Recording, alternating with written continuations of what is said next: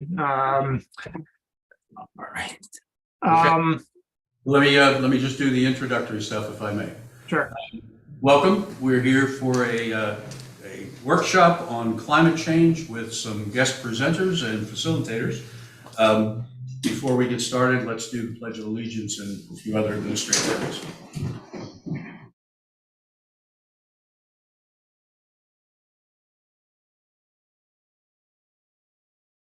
One nation, under God, indivisible. Thank you. First order of business is to adopt the agenda. Kate, can you show the agenda on screen for a moment? And the majority of the time will be with Bill and Chase doing the facilitation of our discussion. That's really the focal point of the meeting. And we'll recap our goals and objectives at the end. Does anyone have any comments, suggestions to the agenda, or can I have a motion to adopt the agenda as written? Motion to adopt. Have a second. All in favor? Aye. Thank you. All right, I think we're done. Okay, with that, I'd like to move to the actual meat of the discussion here and introduce the attendees. We have Philip Barnes and Chase Barnes, both from the University of Delaware IOP. Did I get that right, guys? No, it's the GAP organization. It's IPA, Institute for Public Administration. All right, I'm dyslexic today. Okay. Okay, we're all good. Would you guys like to give just a 30-second commercial to get started for yourselves? Sure, I'll go first. So my name is Philip Barnes. I'm a faculty member in the Biden School, which is not affiliated with the Biden administration.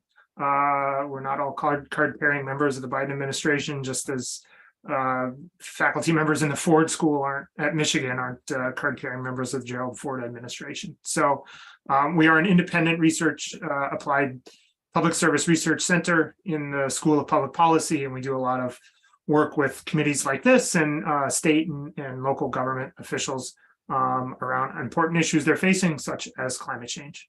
And this is something that I've been working on with IPA in the Biden School for a number of years now. So happy to be here. Chase?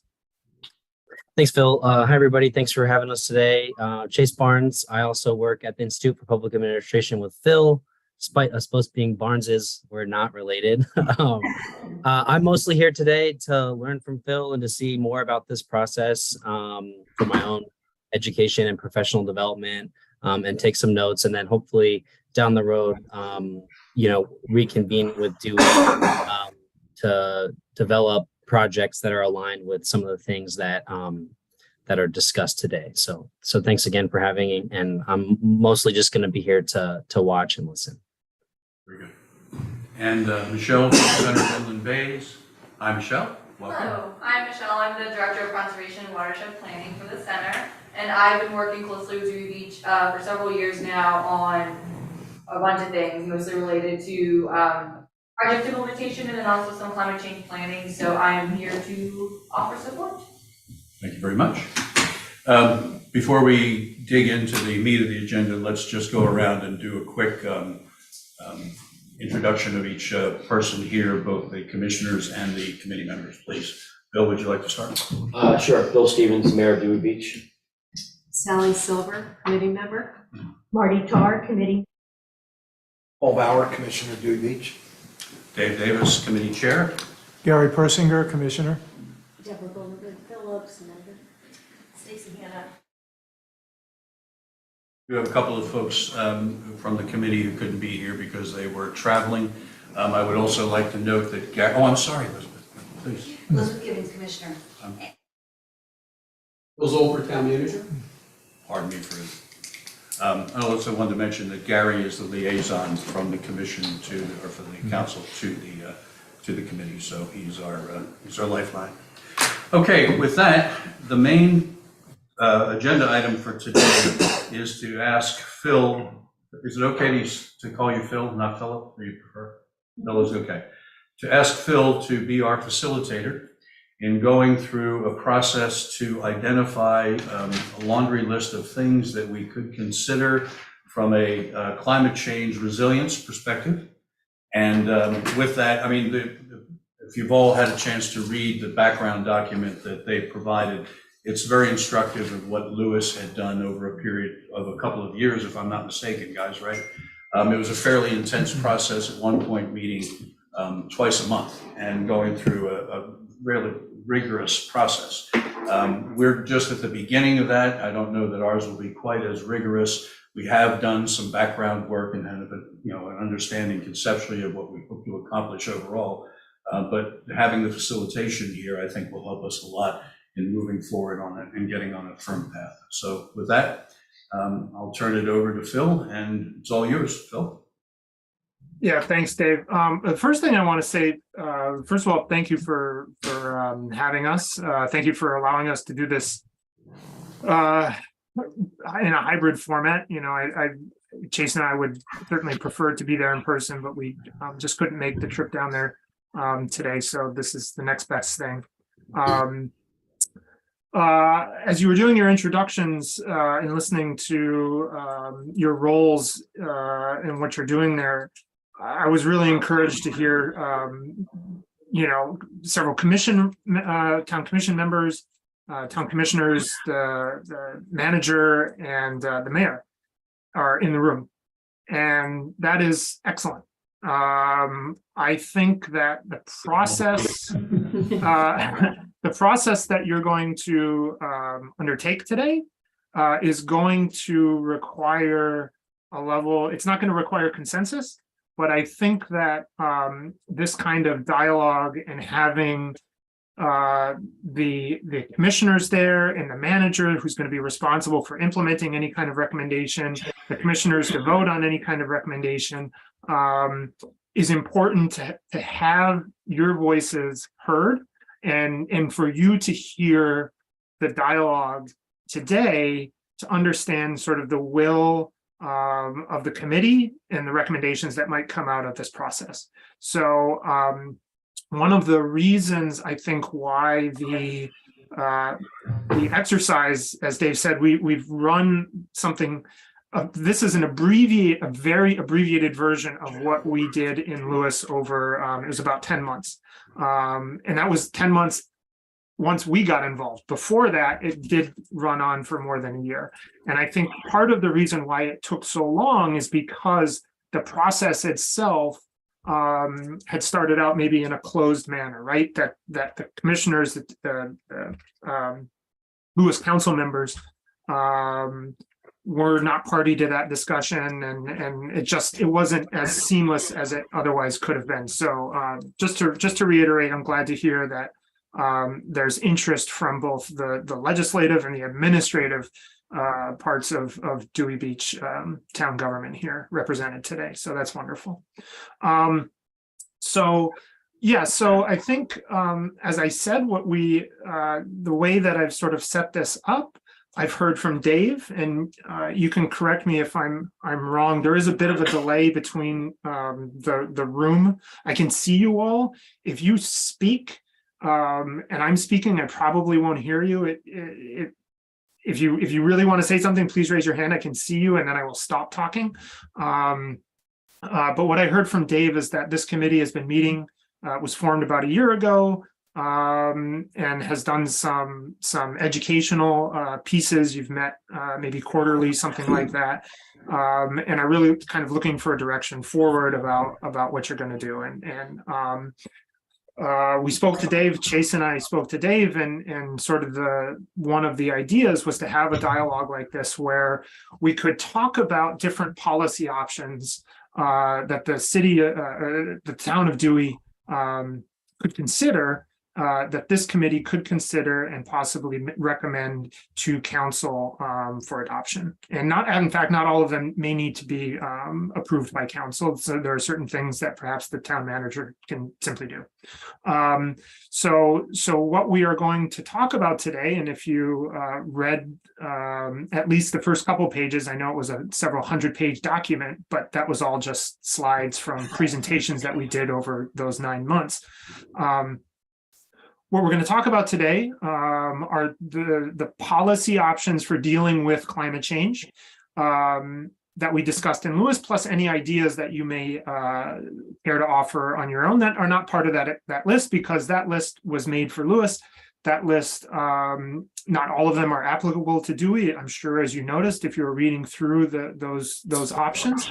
And so there are things that maybe this committee has ideas about what they may want to do for climate change. And I will say this, so just to help frame this conversation, I think what we're here to talk about really is climate adaptation, right? So this is strategies for dealing with the impact of climate change.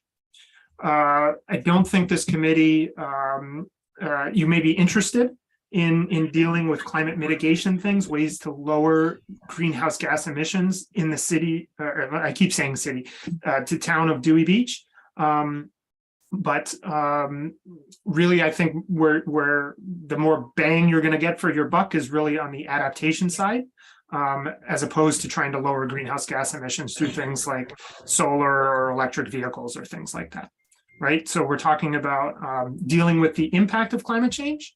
And I do have some slides. Before I move on, let me pause and ask if there are any questions while I get my screen set up. We like being referred to as a city. We're 350 people in the off season, so we're the smallest city around. But you are officially, it's officially a town, right? Town of Dewey Beach, yeah. Yeah, that's right. Yeah. Are there any questions from anybody at this point?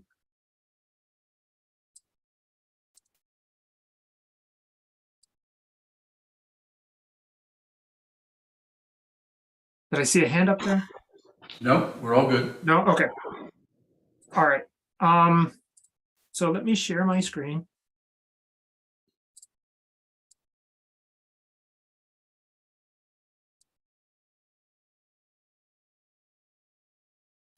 Okay.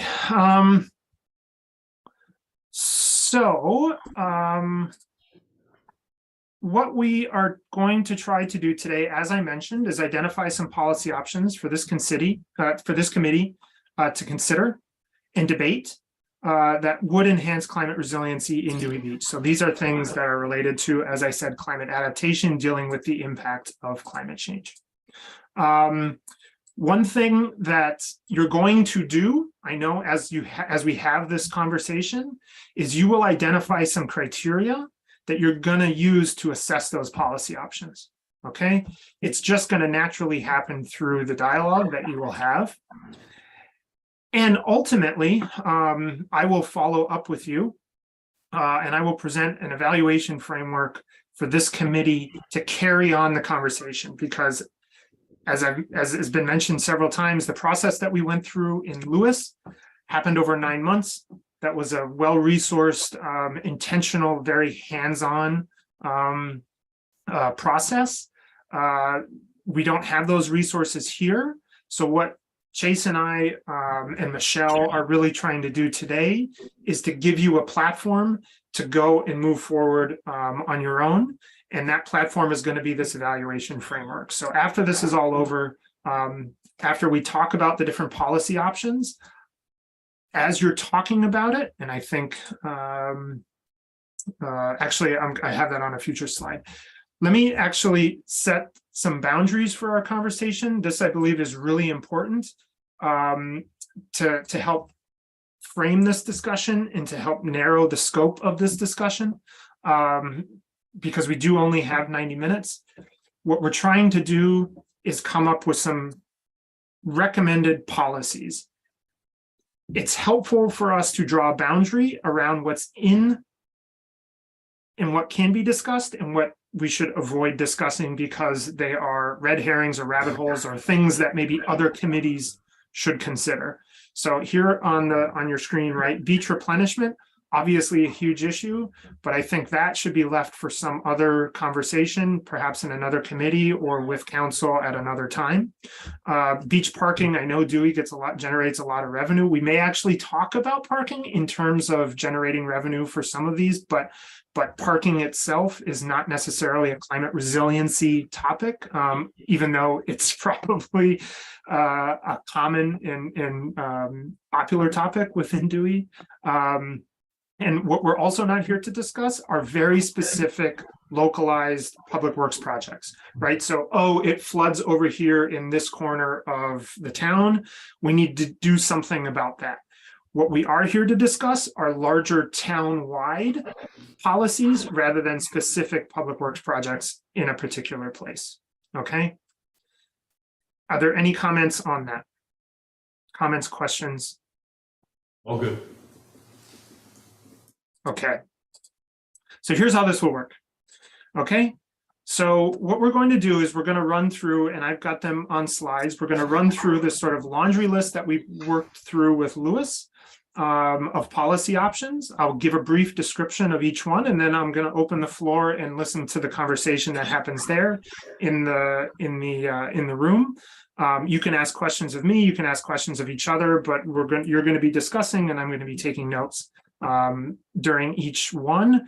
There are a number of them, and I'm going to play timekeeper and referee on this so that we can get through them. Some of them we can breeze through fairly quickly, I think. Some of them are probably going to require more dialogue, but there's a number of them, and I want to make sure we get through them. So let's bank on about 5 minutes each for each policy option. This is not the end of the discussion. This is just the beginning. I want to reiterate that, okay? This is just the beginning. You're going to continue this after we've had our session today internally. So if you have something to say and we don't have enough time today, don't worry, you're going to have opportunities in the future, okay? So we're going to put a policy on the policy option on the table for discussion. We'll describe it, and then you'll take a couple minutes to talk about it. This committee should determine whether or not that policy even applies to Dewey. If not, let's move on. There's no point in elaborating on something that doesn't even work for the town. Okay. Bill, quick question.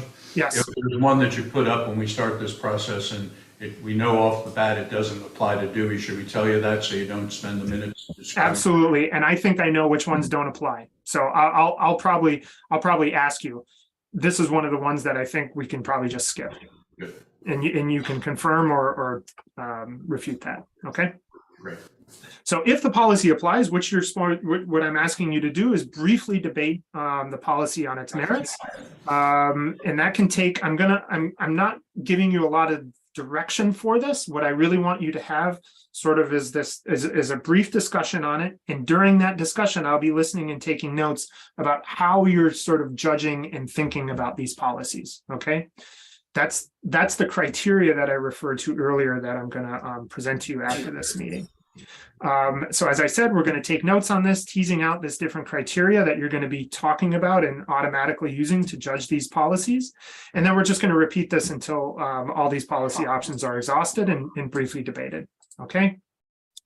And then what's going to happen is afterwards, we will follow up with that evaluation framework. That is really your guide to continue this conversation during your regular committee meetings. Okay.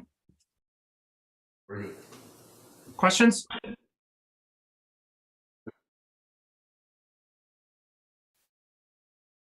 Okay, so let's go. So the first policy that we talked about with the city of Lewis to enhance the resiliency of the community is to increase the freeboard in the 100-year floodplain.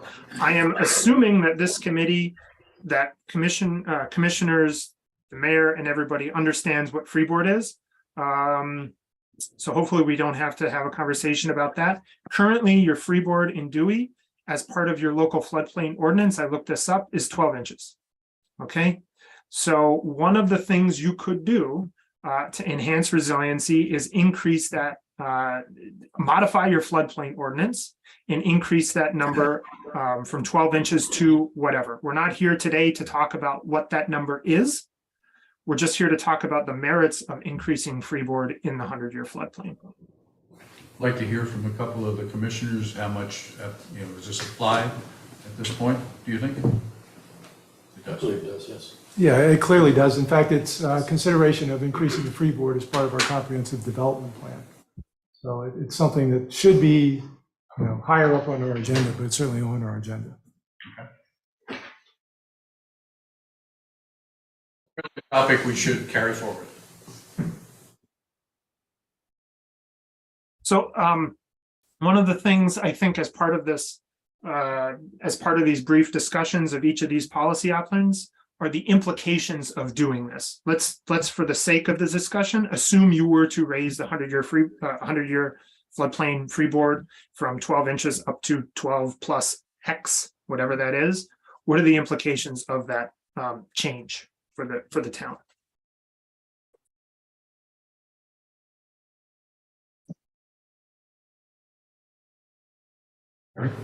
Well, it's for new construction, it really isn't a problem in that sense. I mean, if you went from 1 foot to 2 foot, 2 feet rather, you could certainly do that for new construction. Where you run into a problem, because you run up against our height limit, is where you want to raise an existing structure.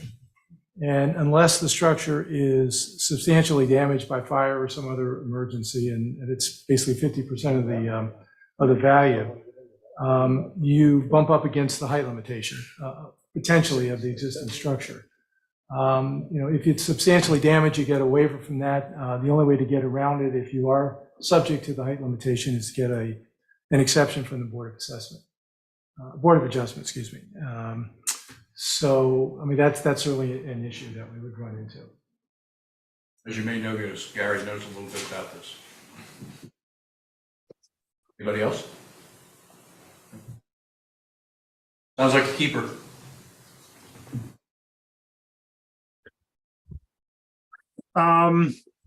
So beyond the height limits, are there any other implications for this policy?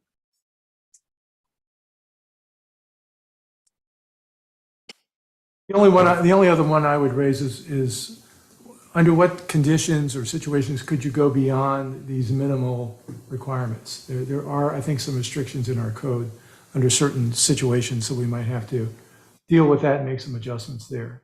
If you really want to go, 2.5 feet rather than 2 feet, if freeboard is 2 feet, can you do that? Is that possible for you? And again, assuming that you're under the height limitation. Does the freeboard limit apply to the entire town, or is it based on certain parts of the town and certain districts? If you're in a flood zone. So anyone who's in. Right. Yeah, it's the floodplain ordinance, which is in the special flood hazard area, so the 100-year floodplain. Right. Everything below Sweet Street, right? Yeah, Yeah, so basically yeah, the that's whole right. north end is Yeah. not in the That's right. 100 year. Got it. So the ordinance, would do an ordinance or something like that, you would call that out and say anybody north of a certain area. You just say in the 100 year floodplain. Yeah. And that Right. qualifies it, right? So for the sake of expediency, I will say one of the things that the Lewis Committee discussed when they debated this policy is the efficiency or the effectiveness of it. As Gary said, it would be easy to do for new construction or substantial improvements. It would actually be enforced for new development or substantial improvements, but most of the properties in Dewey are still going to remain until they get rebuilt, are still going to remain at the existing at their existing heights, right? You're grandfathered in until you have substantial damage or substantial improvements. So it's not like it automatically changes the entire town in one fell swoop.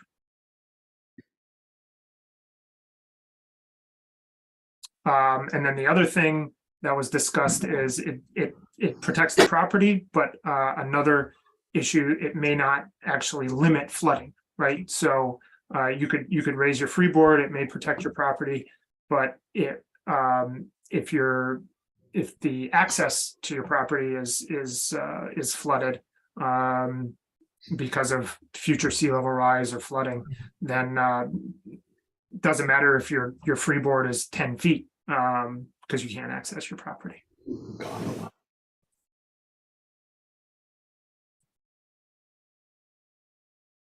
Oops, sorry. Okay, are we good with that one? We move on. Create development standards for the 500-year floodplain. So right now in Dewey, this is a second policy option, number 2. The 500 is to basically regulate the 500-year floodplain in a way maybe like you regulate the current 100-year floodplain. So there are areas I looked on the FEMA flood maps prior to this meeting, and I'm not sure you have a 500-year floodplain in Dewey. I think you're either in a 100-year special flood hazard area or you're not. So I don't even know if we need to discuss this one. Are there any? Looks like everyone's shaking their head horizontally. No, I think we can skip that one. Skip that one? Okay, great. Okay, so here is another floodplain focused policy option, which is to regulate the A zone as a VE zone. So in the VE zone of the special flood hazard area, there are higher regulations because the property and structure is subject to wave action, where the A zone is a more basic type of flooding. So the VE zone regulations are higher than they are in the A zone. And so one of the options that you could consider is to regulate the A zone as if it were a VE zone. I will say the floodplain, the freeboard is 12 inches in both VE and A zones currently. But there are additional standards in terms of building construction and in standards there that apply in the VE zone that do not apply in the A zone. Bill has a comment. Yeah, I think in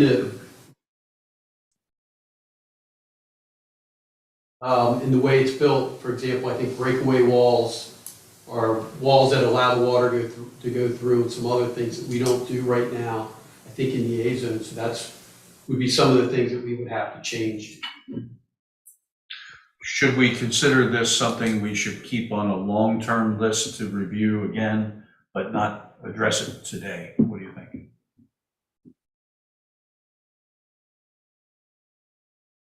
Well, I saw this on the Lewis list, and I wasn't sure exactly what applying VE zone regulations to coastal A zone would really mean. And you know, if you look at our code, we do have 2 sections of the code that deal with special coastal areas. You know, the zones, but it just isn't clear to me what those regulations would be. Bill just gave us a possible example, but I think it's worth looking into. At this point, I don't really know what it means.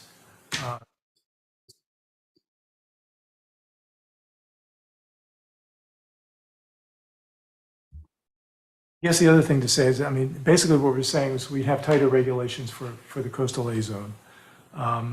That's probably a good thing, to have tighter regulations that have better building standards, better resistance to flooding. So I think it's worth considering. So I can't help you. I don't know your floodplain ordinance well enough. I just briefly glanced at it to get some basic info for this meeting. What does the VE zone application mean to an A zone is a good question that frankly I'm not capable of answering right now because I just don't know your codes well enough. Sounds like something we should keep looking further into. Okay. Any other comments, points on this one?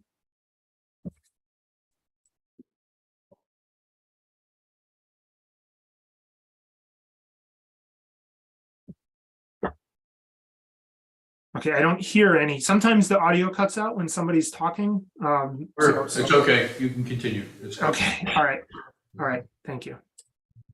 Okay, here's one I think we can safely skip, and I applaud the town for doing this. Sometimes a developer will bring in Phil to raise a property outside of the special flood hazard area. And in doing so is therefore not subject to the freeboard requirement. One thing that you could do is not allow that even if you bring in Phil, you're still subject to freeboard. And I glanced at your code and it does appear you're already doing this. Is that correct? And if it is, we don't have to discuss it. And I give you a round of applause for doing this already. I don't know. I'm sorry for talking again, No, but no. it's clear to me that is the case in the VE zone. It's not clear to me in the A zone. I'm not sure that that's specifically prohibited in the A zones, but it's worth looking at to figure that out.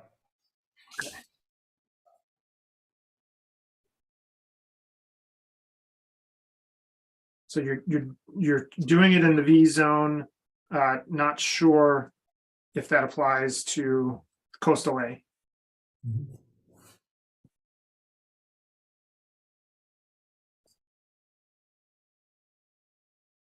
Okay. Discussion points on this option.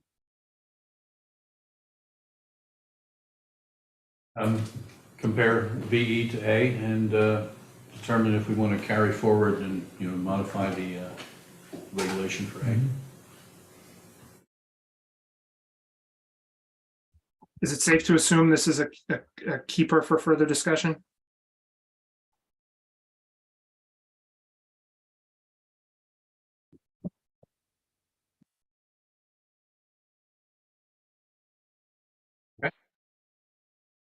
I'm sorry, I can't hear. I can't hear. There's no audio. The answer is yes. You can continue. Okay. Yeah. All right, moving right along. Okay, so requires sea level rise to be shown on all subdivision and land development applications. Let me ask this question. How much subdividing can happen within the town boundaries of Dewey Beach right now?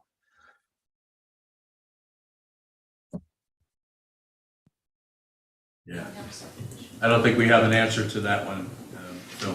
I don't think it applies, but Yeah, it probably doesn't apply all that much. It probably isn't something that should be on a priority list of things to consider, Okay, given the lay of the land, so to speak.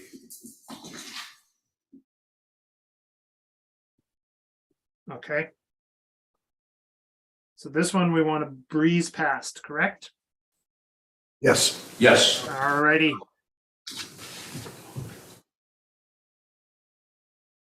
Okay, improving landscape standards. These are, this was a policy option that was discussed in Lewis to talk about things like street tree planting for more tolerant, salt tolerant and drought resistant standards. It also, I believe in here was identifying, I can't remember if it was this one or another one, site landscape standards such as pervious paving on things like driveways. So that's what this policy option was. Yeah, I've actually had some prior discussion about pervious surfaces, and I think that is something that we would continue to further investigate and discuss.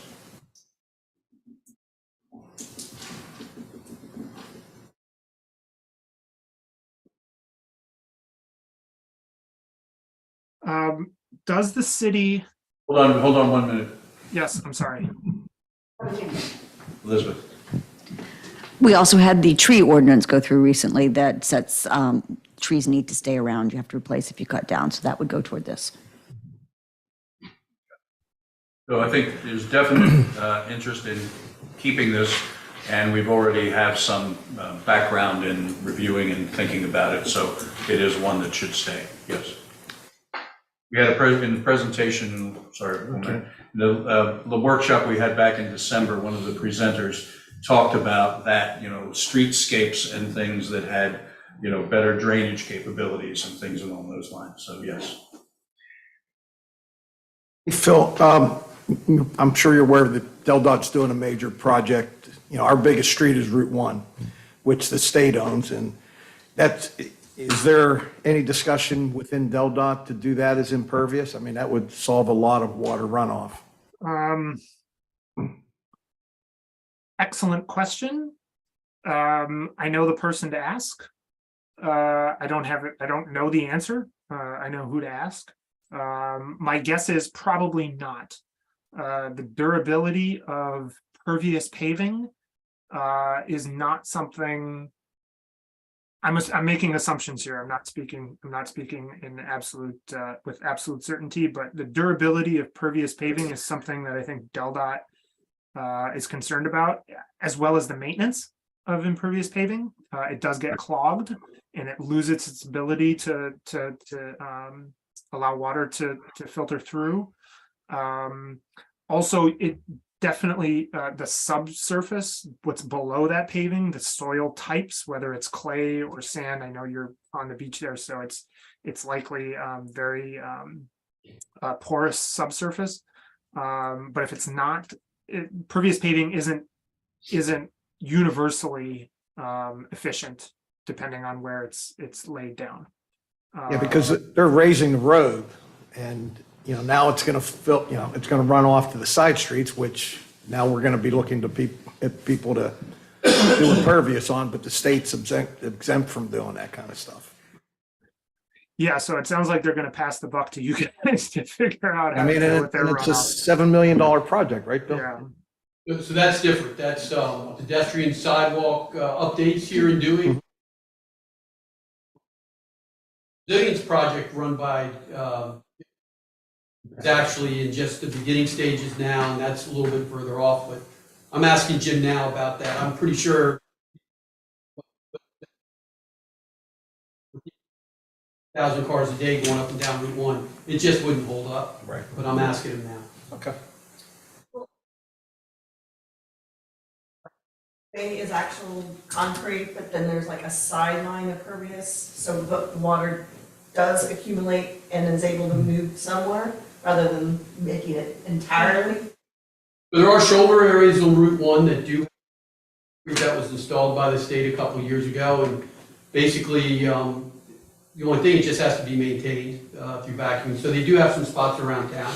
You look at Route 1, any place that looks like it's concrete, that's the drainage areas. Can I ask a question there? Does DelDOT maintains and owns a lot of the roads in the state? Yes. Does it's obviously they maintain and own Route 1. What about the other side streets and the other streets in Dewey? Are there? Yeah, they own all the side streets with the exception of 2, which is Chesapeake and Carolina. They own all the side streets and Route 1. Yeah. So really, the main implication here is that you have very little authority to regulate what's happening on the streets themselves, right? Because that's DelDOT's purview. Correct. Whereas there are significant number of streets in Lewis, that's why this was an option for Lewis, that are owned and operated by the city, particularly on the other, between the canal and the bay. Okay. I think it's fair to say that this is a keeper and we'll want to do more discussion. Okay. Oh, I don't know why. Okay, so these are two separate options. Excuse me. I have my PowerPoints messed up here. For our purposes, you could probably combine the two. Okay. So I did have a quick look at your code. Are you already on driveways? Do you require some kind of permeable paving for residential and homeowner driveways? Yes, Bill is shaking his head, yes. So I can't, if I have a property in Lewis, I can't come in and just do an asphalt blacktop driveway and have runoff, right? That's I have- correct. Okay, Correct. Even if it's already there? No, new. So to improve, if you're talking about starting from new, it has to be able to drain.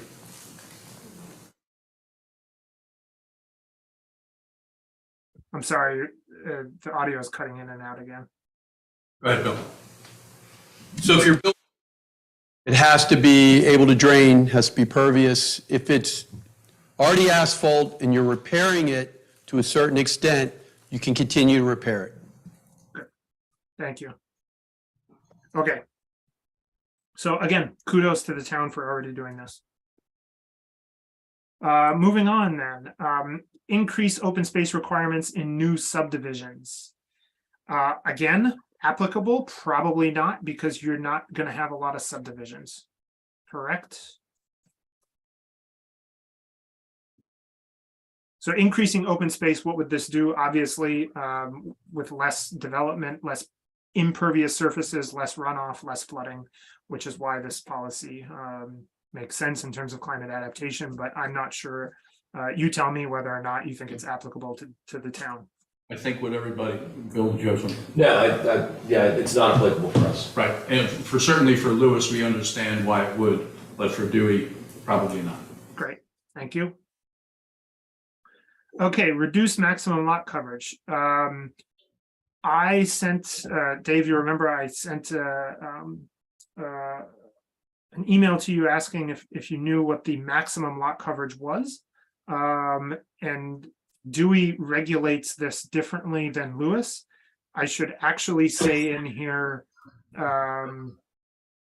increase minimum green space, I think is the way that Lewis, I'm sorry, as Dewey's zoning ordinance talks about this, is a property's green space, and I believe it's a 10 or 15% minimum green space requirement. So really what this should be saying is increase the green space minimum. Thoughts on this, folks? This is a fairly controversial issue. Yeah, this will be a juicy one.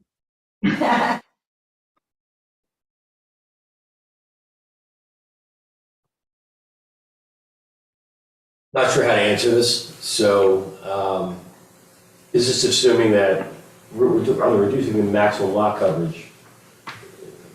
Lot is a lot in the town of Dewey Beach. They're mostly 50 by 100, somewhere 100.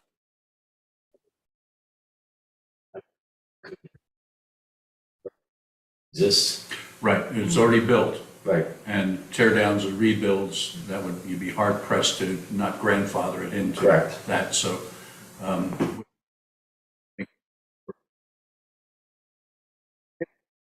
Yeah, Right, I mean, that doesn't, it's going to affect property values, and that's probably not a Maybe great 2 or 3 idea. years ago, we put in some, and Gary probably remember exactly when, but we had some restriction in terms of the size of the house on the footprint.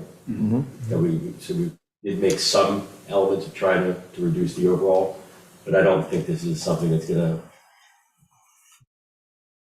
I don't think it's something we can really address. did you hear that, Phil? It's probably not something that we will take up. And can you tell me why?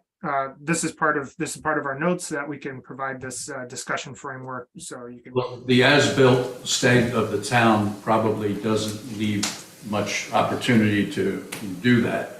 It would only be for, open areas, which there are very few. Everybody who's already built and would do tear down and a rebuild would be grandfathered most likely.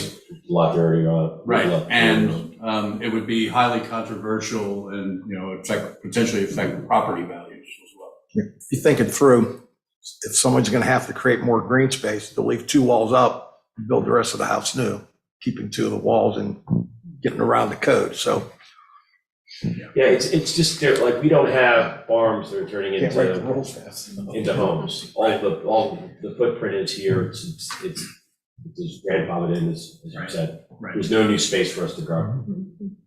Can I question on green space definition? Is a tree more green space than a piece of grass? A section. If you're asking me, I don't know the answer to that. I think it's by just square foot of non-built structure. Right. It's probably something like that, so. Well, we're considering water runoff, and I'm just wondering how more helpful than Right, a section of grass. right. So maybe it's not necessarily a percentage, but maybe it's the idea of, we want trees installed.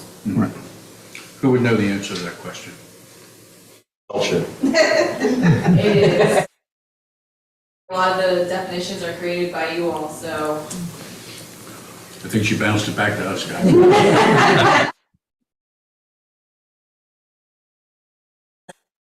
He grows up and requires a lot of water, and has the roots that hold in the ground, and considering our ground is half dirt, half sand. Could we cover that under the landscape standards that we agreed? I was just gonna say, I think the mechanics of the increased green space requirement, the way that that policy works is incompatible with what you're talking about. What you're talking about would fit much better into, as Dave just said, the landscape standards option. All right, so I think the consensus is the green space requirement can be not on our list of things to carry forward. Okay. Well, you guys just saved yourselves a big headache. All right. Juicy. We don't need juicy. Well, there's more juicy to come, don't worry. Okay, so create or increase the wetland buffer. I don't think you have any wetlands in Dewey. Is that correct? In which case we can move on from this option. Hold on, Phil. Wait, we do. We do have a wetlands at the end of McKinley Street. We have multiple wetlands at the end of most of the Bayside streets, with the exception of really Dickinson, Collins, and Dickinson, Collins, and Van Dyke. From Reed, McKinley, Dagsworthy, Bellevue, and New Orleans all have, and Bayard there, they all have wetlands. Okay. Whether they're owned for the most part by Denrick, except for Dagsworthy, which Marty's referring to. No, McKinley. Or McKinley's the one that's, McKinley. yeah. Between North Beach and where Yeah. we live. Phil, were you able to hear what Bill just said? I did, yeah. You do have wetlands and they're owned by Denrick. Except the one. And so do you have what is the depth of those wetlands? And do you have a wetlands, do you have a buffer ordinance existing in Dewey? Everyone's shaking their head no, Phil. Our wetlands range from 20 feet to probably 200 feet. I believe that if I think about what McKinley is there. I do not believe that we have a wetland buffer section of our code.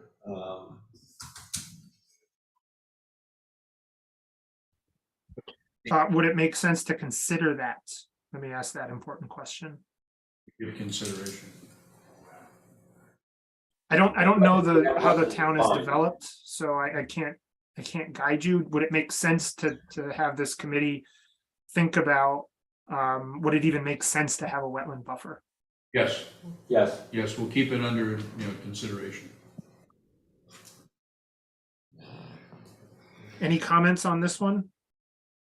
Additional comments? None. I have one question. When you say a buffer, how much space, how many feet What do you consider a buffer? So that is the exact point of a buffer, is to identify that distance from the edge of the wetland to back inland, where no development or disturbance is allowed to occur. So that would be part of the discussion. Again, that's maybe hard in Dewey Beach where structures already exist. But But you could, Yeah, but there's things you can, with DEMREC's approval, there's things that we possibly can do to protect from sea level rise. But that, it's not gonna be looked upon favorably by those of you that live. you know, I'd have to move my house if it was very far. More about, like, what I guess what. The grandfathered in. Yeah, the grandfathered in. Like, Well- how much more of a buffer could they create from a wetlands perspective from where. Like a Morehouse is dune or out? something. Right. but from a Okay. policy standpoint, you could work Use up it, something like you that use a would dune. create a policy that you can't get any closer than X number of feet. And Correct, put that into force. correct. Okay. I think we'll keep it on the Yeah. list. Okay. Okay, moving on. So to create a resiliency reserve fund. Now, this policy option is a little bit different. What this is essentially, no pun intended, this is a rainy day fund for the town. Where through whatever mechanism you care to or source you care to use, you allocate monies from that source to a dedicated resiliency fund that accumulates over time. And then it's up for you to determine sort of the parameters by which you want to use the money that's accumulated in that fund. So let me give you just some examples of what these look like in other places that I think might be helpful for you all. So for example, the city of Coral Gables in Florida has a resiliency reserve fund where they are looking to accumulate something like 100 million or $400 million over 30, 40 years by having a flat fee on all properties in the city. Bethany Beach currently has something like this. So here, closer to home, Bethany Beach has a fund that they have seeded with the town council approved a property tax increase on all properties in Bethany Beach, small marginal increase with that money going to a fund.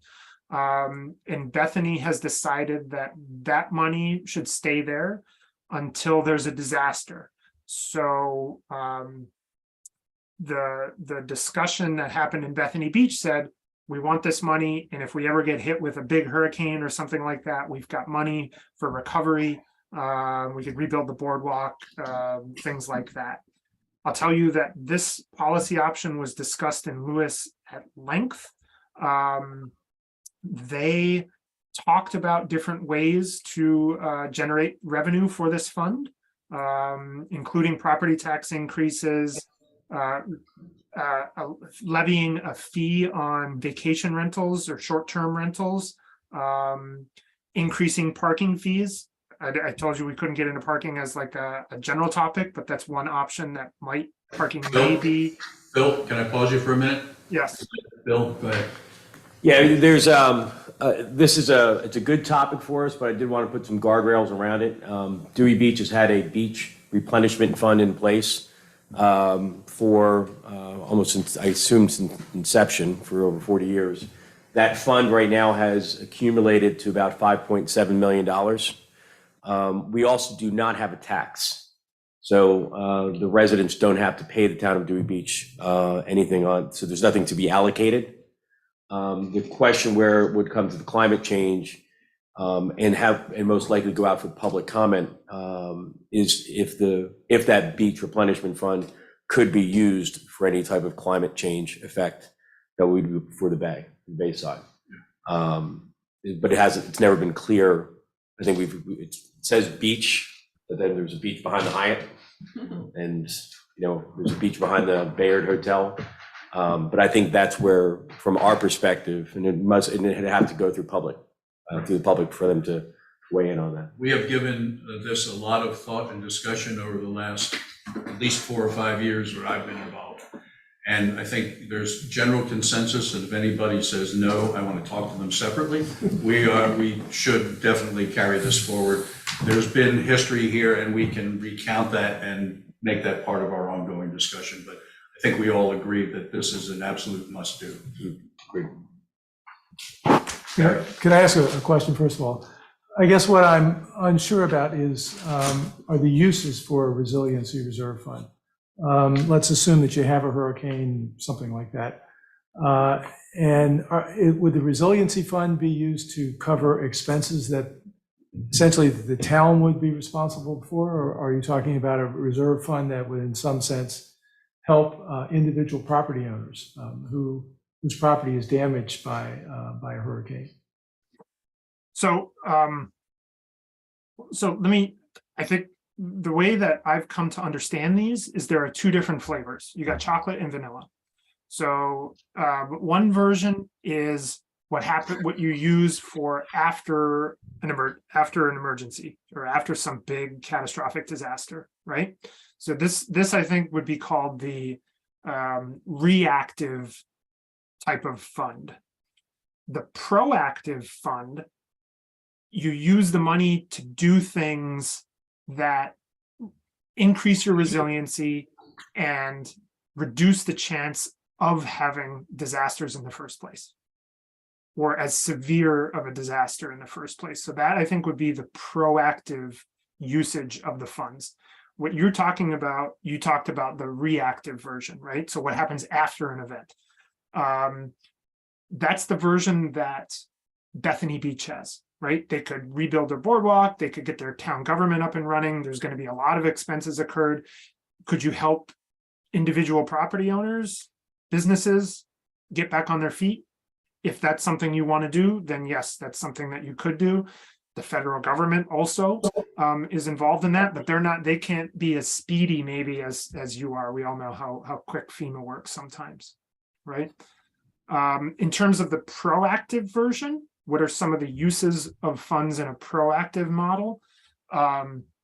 So let me give you an example. You could, I said we're not talking about specific public works projects, but you could use this money to do things like green infrastructure,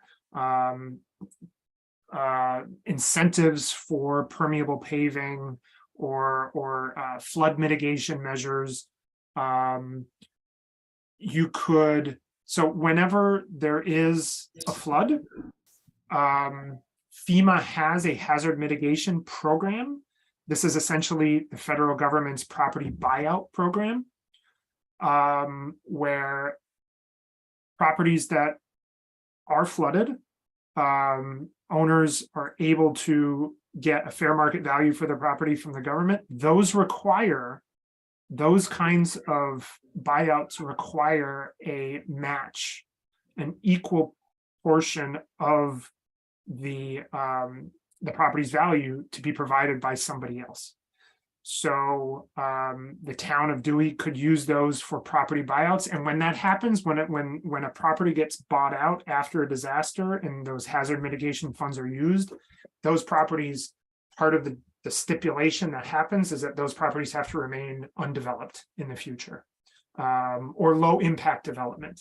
So you could put in there like a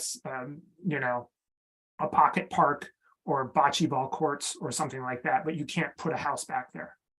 You can't put a parking lot there, for example. There are a lot of federal grants. Chase is on the call here. There are a lot of federal grants that require match, that require the local community to put up money in order to leverage that to get the big money from the government. And so that's another use of those kinds of funds. So, I mean, I would say this has to stay on the list. It's not clear to me how we would fund it necessarily, but it sounds like there's a lot of interaction with perhaps the beach replenishment fund, perhaps the infrastructure account. Some of the things you mentioned could be handled by the infrastructure account that we already have. And then there's capital improvement money floating around in there too, that perhaps could be dedicated or moved towards something like this. Or then there's the possibility of a dedicated assessment that would go directly toward a resiliency reserve fund. So yeah, it definitely stays on the table. You know, I could argue that the rainy day fund that we created also, helps for those post hurricane type events where we don't have the income coming in. I mean, that was part of Yeah, it. So yeah, that's technically, we possible. already have something started. Just keep in mind that what we're talking about here, and, as I said, there's been some discussion, the mechanics of this. Look at Carl Gables, where, the type of money that they're looking to raise for a 40-year time horizon is significant. We're not talking about a couple of $1 million that we may have in our coffers now. We're talking about tens of millions of dollars for the future needs and consideration. So I think we do absolutely need to do it. It's just a matter of framing it so we understand how much and over what period of time, and then work on the mechanics of how you fund it. Agreed. Yep. Good. Okay, good. So we're happy with this one. Any questions or additional comments before we move on? I think we're good. Okay. A stormwater utility. I don't know how familiar people are in the room with the concept of a stormwater utility. So I'll just describe it briefly. Essentially what this is a newish funding mechanism for stormwater management, where properties are assessed a fee based on the amount of impervious surface on their property, and hence the amount of stormwater that they're generating. So typically, stormwater maintenance fees are rolled into property taxes, of which you have none already. But generally, that's how it's done, and there's just kind of a ratio that's used there. In a stormwater utility model, however much stormwater you generate, you have to pay for. So if you have a big expensive home with a very small footprint, you're not generating a lot of stormwater, and you have to pay a very small stormwater, or you have to pay a very small fee. If you have a big home, lots of impervious surface, you pay a larger fee because you're generating more stormwater. This is derogatory. The derogatory term for this, you may have heard it, called a rain tax. It's essentially the same thing. As much stormwater as you generate from your property, you're assessed. And there's a formula and a calculation that can be done. So this is a longer process. You would need to likely have a feasibility study created, which may take a while. But this is a funding model for stormwater management for the town of Dewey.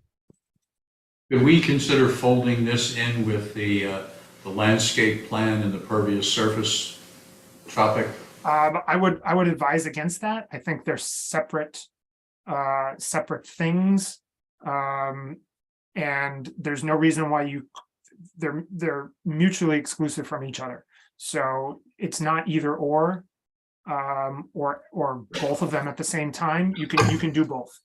Okay.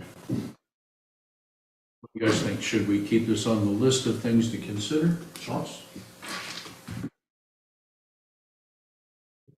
Okay. Yes, we would like to keep that on the list. We don't have much more to say about it at this point, I think. Yeah, I think if you're going to investigate this as an option, I would recommend you contact the city of Rehoboth. I know that they recently conducted a feasibility study for implementing a stormwater utility in Rehoboth Beach. The city of Newark recently completed one. I would not look to Lewis as a model for a stormwater utility. They do technically have one, but their fee structure is completely backwards. And so it's not at all a fair fee structure. So if and when you investigate this one, don't look to Lewis, look to the city of Newark here in Delaware, or contact your partners over in Rehoboth to find out. Do you have any idea, any one particular person who would be familiar with that in Rehoboth? Yeah, Evan Miller, if he's still there. I don't know where Evan is now, but I know that He's still there. he is still there. Then Evan's the person to talk to about this. Great, thank you. Coincidentally, one of our graduate students. Okay, develop a disaster recovery ordinance. So this policy option, a lot of times, pretty much all the time, what happens is whenever a town or a community gets hit with a big disaster, there's a rush to rebuild the town exactly as it was. The zoning stays the same and everything. With a disaster recovery ordinance, if there's a disaster and say, for example, heaven forbid, Dewey gets more or less destroyed, what does rebuilding look like in that situation? Rather than just playing by the old rules of the game, what a disaster recovery ordinance allows you to do is take a pause and assess the situation and put in and there's a process for evaluating how you want to redevelop. This doesn't prohibit redevelopment, but it allows you to think about redevelopment with an eye towards the future, rather than developing in the way that you've always done with the old rules of the game. Would seem to me to be a very important thing to have. Right. Yes, unified, yes.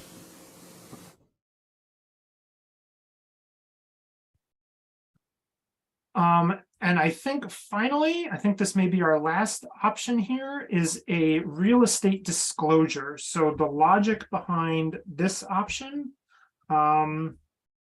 is property buyers are unaware of the threat of future flooding due to sea level rise.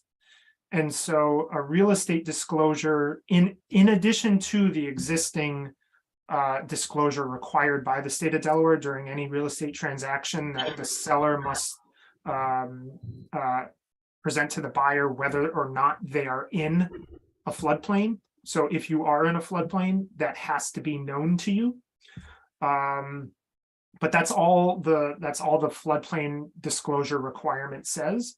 It doesn't say anything about future flood risk, which is increased because of sea level rise. And it also doesn't apply to properties outside of the floodplain. This would be a blanket policy for the entirety of the town that says, look, you're welcome to buy this property, and here's some additional information for you to consider, so that you're not spending, X amount of money without knowing the full risk of flooding and sea level rise. Bill Zolper. So Phil, didn't Lewis just work on something like this? I was waiting for them to get it passed, and then we were going to ask them for a copy of it and then discuss it with our commissioners. Yeah, I'm aware that this Zoom call is being recorded right now. So I will be generous in my comments. I did see this is one of the options that was recommended by the Lewis committee that we worked with. However, the disclosure that was discussed at the most recent public comment period, I think 2 weeks ago, was written by the town solicitor, who was not part of those committee discussions, and so did not necessarily reflect the will of the committee to the extent that it should have. So the disclosure that was created by Lewis, that is a first draft, and I believe needs to be modified.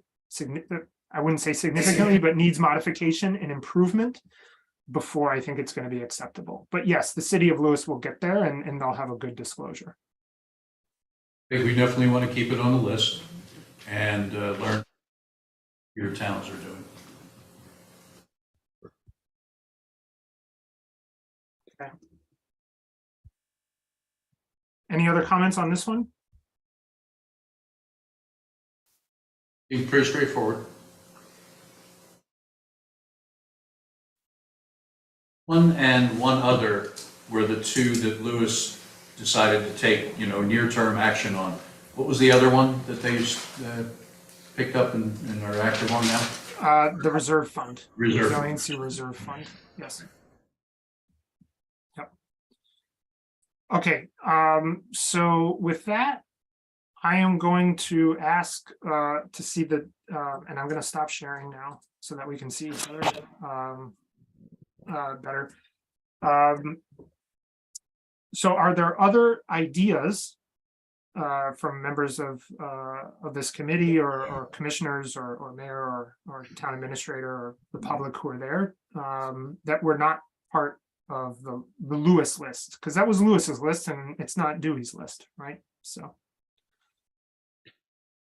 I think we have some unique challenges on the Bay side that are probably higher priority at the time. And there are a number of things that we've heard brought forward by committee members and the commissioners in the course of our previous meetings. Everything from things we're already doing in the stormwater management and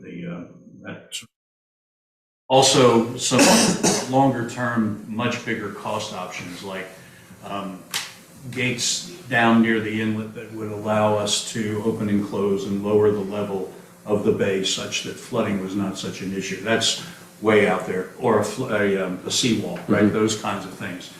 I think we probably have to have some kind of discussions about what of those big mechanical kind of projects would need to be put in place to, have a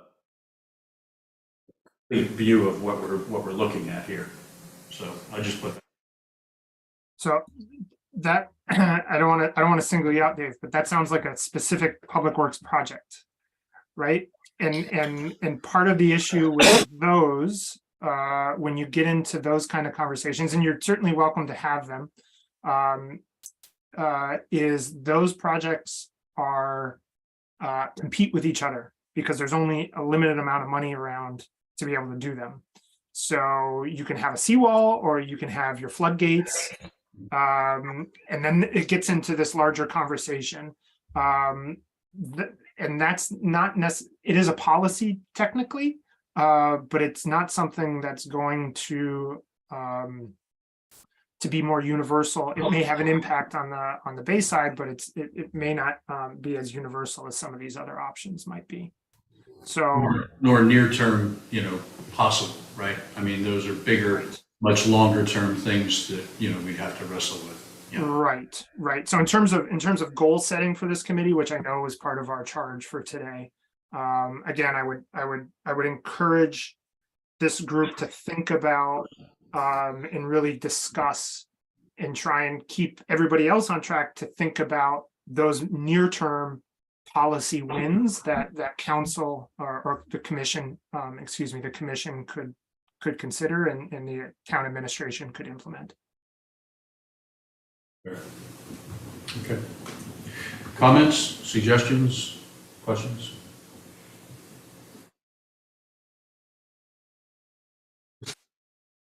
Well, this is kind of related to the real estate disclosure issue.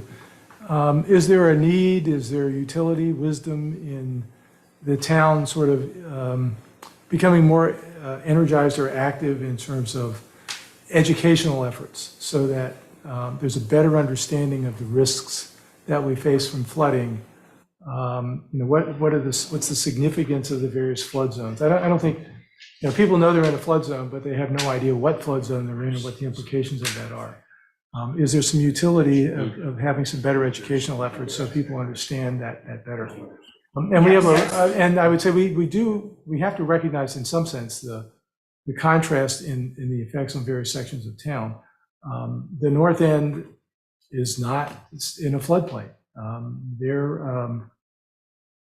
Their views of this may be quite different. Yet, we're one town, and despite the fact that we have different areas that will have different impacts as a result of potential flooding, we still have to, as a unified town, we still have to support the kinds of policies that really are most going to affect the flood zone areas.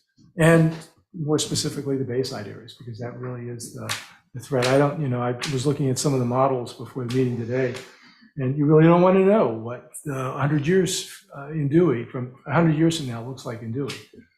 Southern end just basically disappears. Less than that, yeah. Yeah. So, What did somebody say, that we'll be Venice before we're Atlantis? Hopefully. the short answer to the question of the utility of sort of a wider public education effort is yes, there's absolutely utility in this. Again, I don't see that as something that's mutually exclusive from the policy options. In fact, my experience has been that larger public education effort is a prerequisite to getting some of these policy options passed, because if you start talking about, for example, regulating the A zone as if it were a VE zone, if people don't understand what that means, nobody's going to support it, right? They're going to be like, I don't get it. Why do we need to do this?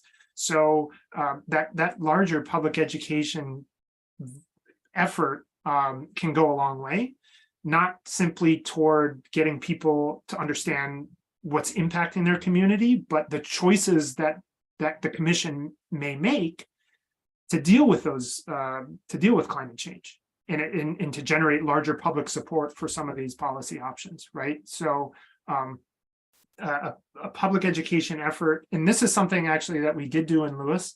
As we were going through the process, we realized that the city didn't have anything on their website in terms of flooding to point residents to, or visitors to, or prospective buyers to. So I don't know if the town of Dewey has this information on their website.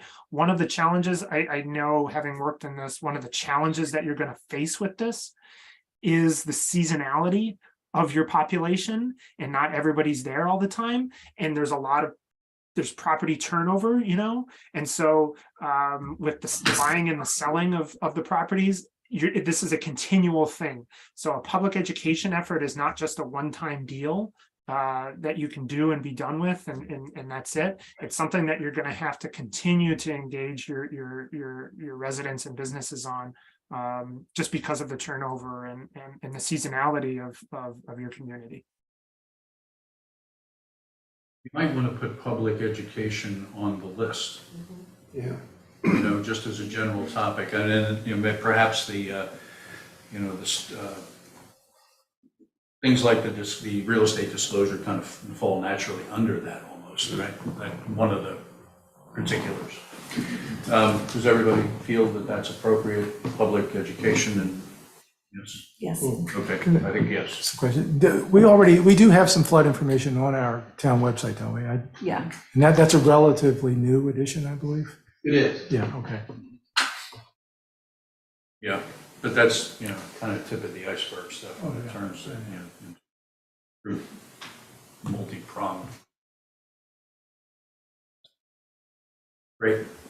I'm going to take the opportunity at this point, before we open for public comment, to thank you. I think this has been a tremendous help to us in helping guide us through some of the discussion and the thinking. I think you've done a great job, Phil. We appreciate that. You too, Chase.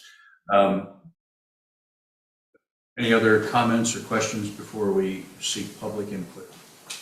Just to understand what the next step and time-wise that we're looking at from their input. Mm-hmm. Yep. So let me share my screen again. And the title of the slide is Next Steps.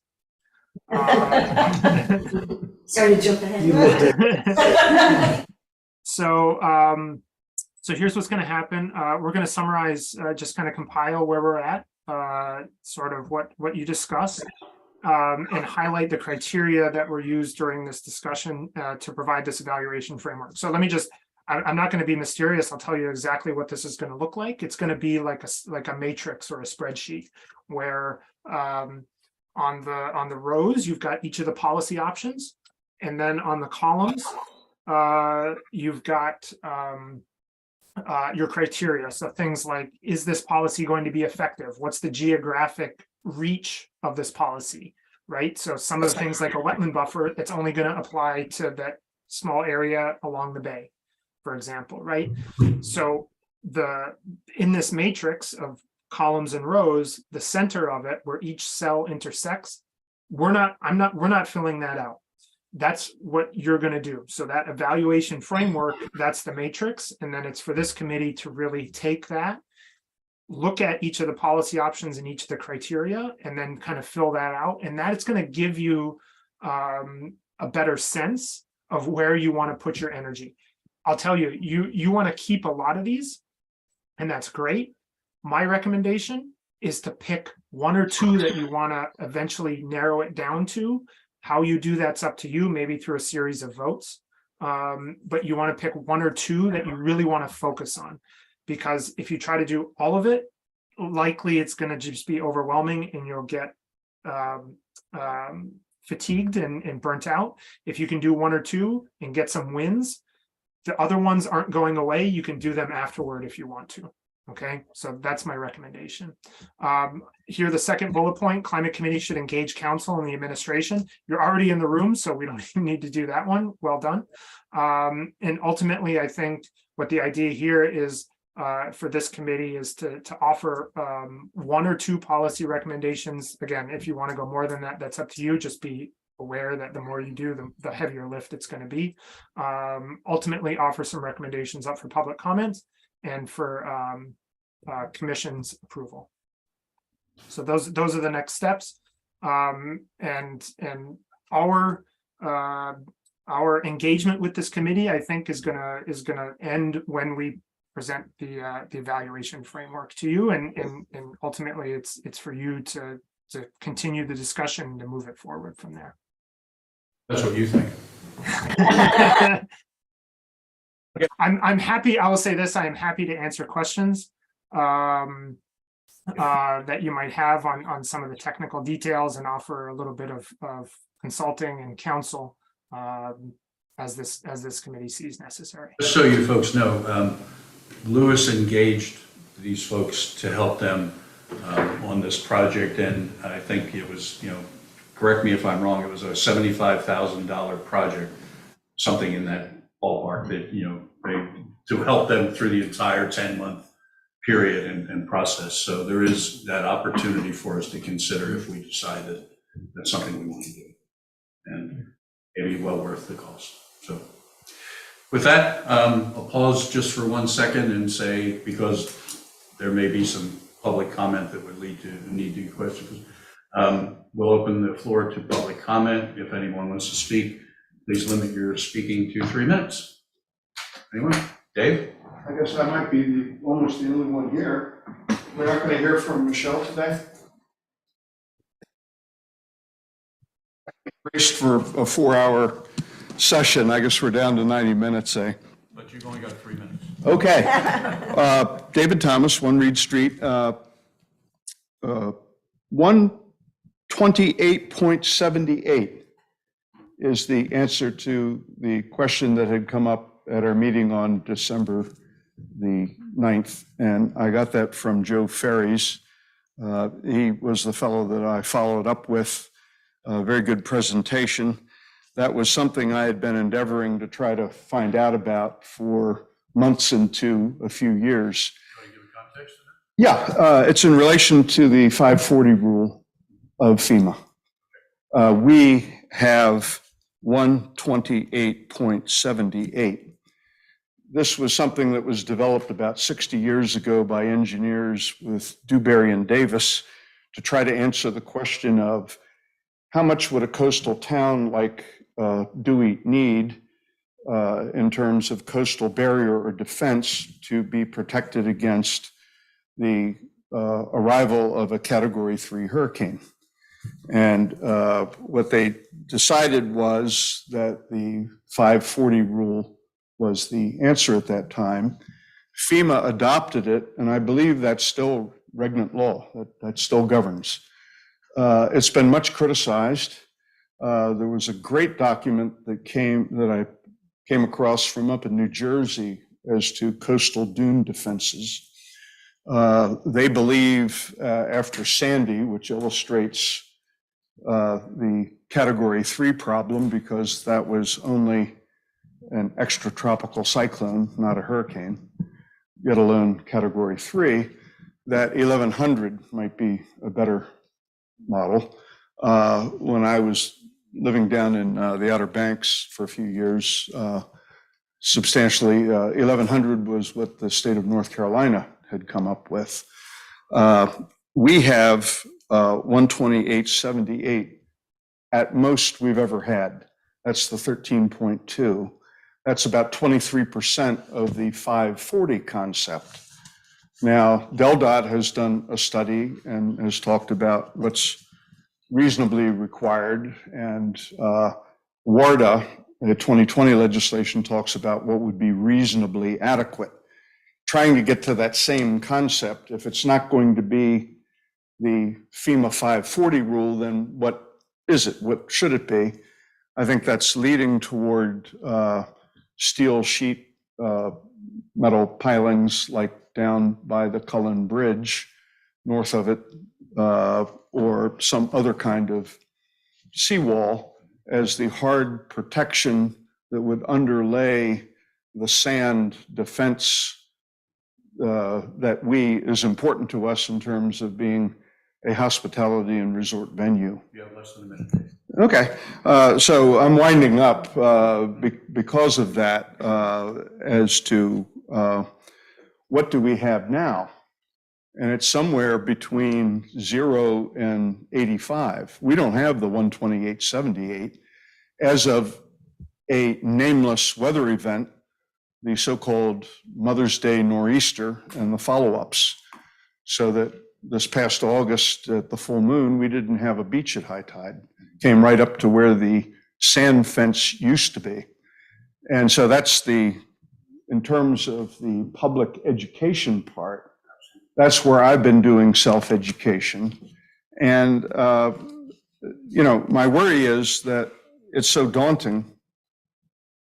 What was it said? Not everything that is faced can be changed, but nothing can be changed until it is faced. And maybe that would be a good disclosure to talk about what our defenses or lack of them are. I know that there are people that I've interacted with that believe that we're fine in the area of our dune system. Well, indeed, the place where I am, the ocean at an ordinary high tide, and especially with a full moon, would lap the seawall in front of the building that is now behind the protective dune. So yes, there was a time here in Dewey where we didn't have any dune. I think it's fair to say that knowing what our defenses are is a topic worth. And that starts the process, and that's why thank you for facilitating us today. For whatever it's worth, 12 years ago when I became the Chesapeake Bay Yacht Clubs Association Maryland Legislative Director, it was all about the rain tax. And in Maryland, the Baltimore City and 10 of the 23 counties had a rain tax. Almost every county was different as to how it was recorded and calculated. We need to wrap it up. We gave you 5 or 6 minutes, please. Yes, okay. Thank you. 5 or 6, did I get double?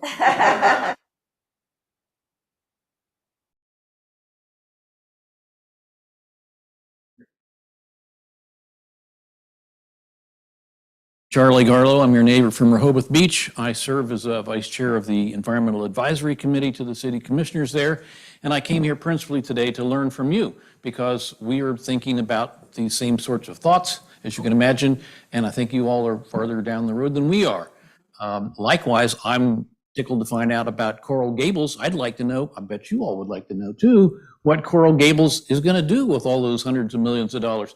Maybe they've got some real great thinkers like we have here in Delaware, but maybe some other good ideas that they have. I think it'd be a pot of gold to, not to give any Mardi Gras ideas, to dig through there and see what they have to suggest, whether it's mechanical floodgates or other sorts of things.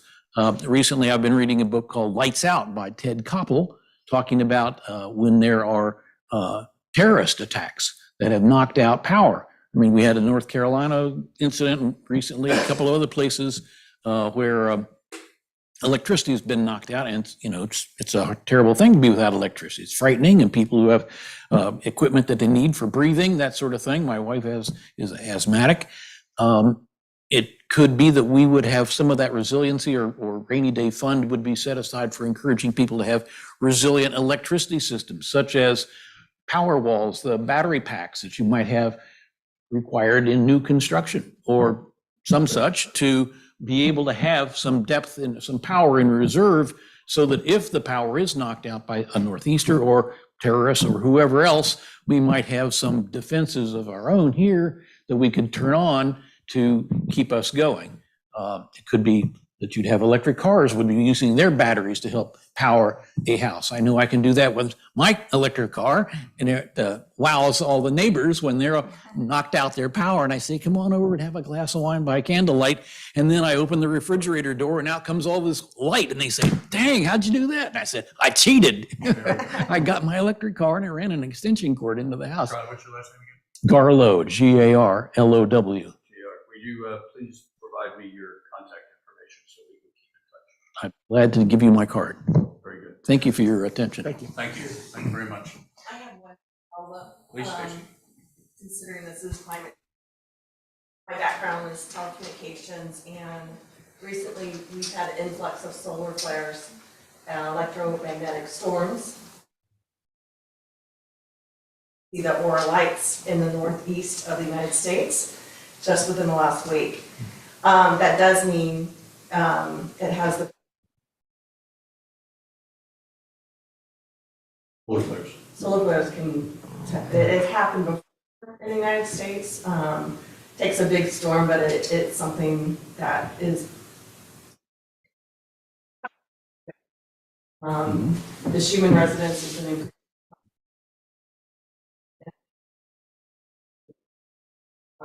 that trajectory path. Right. It is a climate change issue, right? It sure is. So, thank you. Any further questions or comments from anyone? Kate, is there anybody in the waiting room? With no further questions, we'd like to thank you, Phil, and of course, Michelle. And we will look forward to receiving the information from you and follow up, and promise not to ask more questions, and we can get away. You're fine. Thank you very much. Thank you. Thank you. Appreciate it, and good luck. Thank you.